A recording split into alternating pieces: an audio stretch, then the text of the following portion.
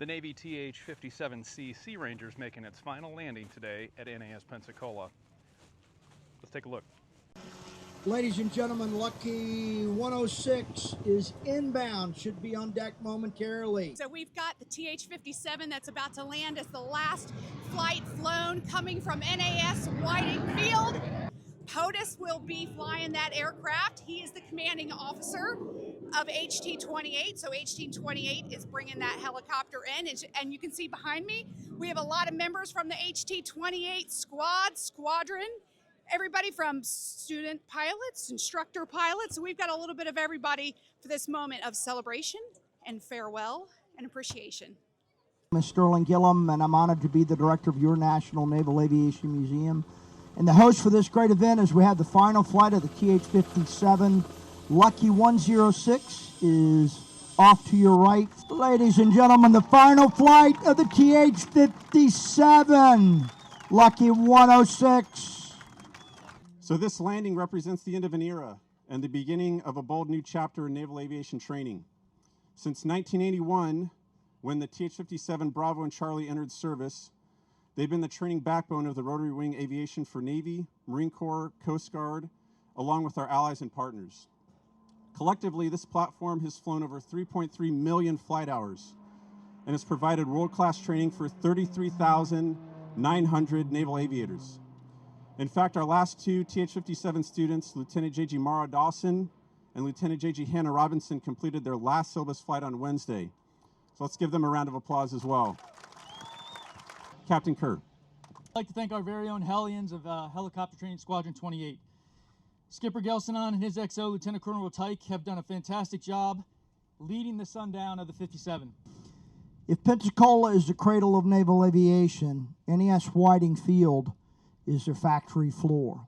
And I'm looking at the factory workers, the factory supervisors, and you have done phenomenal work churning out 52% of the naval aviators winged today are rotary winged, and 100% of them came out of Whiting.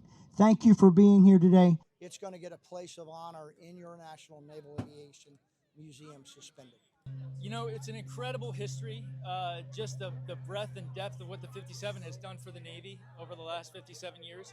So to be the Commodore with this last stretch, this last flight, I'm honored. It's an incredible tradition of what this has done for naval rotary wing aviation, and I'm very proud to be part of it. You know, it's really surreal.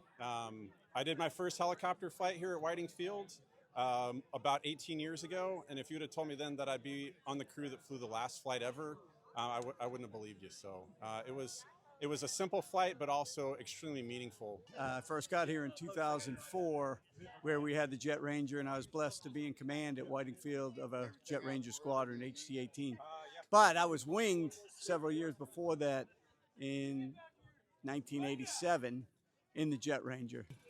My instructors were here as slightly older than I am, more distinguished and retired, but the leadership on this ramp today, one of the pilots that flew in was a student in my squadron, so that also shows you my experience.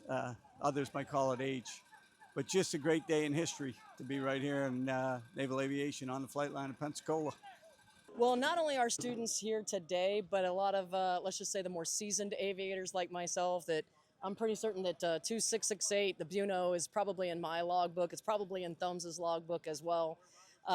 Bittersweet moment, great training aircraft that has done well for the fleet, producing 100% of the Navy, Marine Corps, and Coast Guard helicopter pilots for the last however many years. So hundreds of aviators that have been operating and still today fight at sea, having this one under their belt. So it's a great day for naval aviation to be able to switch to the 73 Thrasher, but it is kind of sad to see the good old Bell Ranger there. She's old reliable. That's it. There she goes. There she goes. She'll be great for the museum, and then, you know, 18 Hellions, they definitely left a mark on that, so good on them.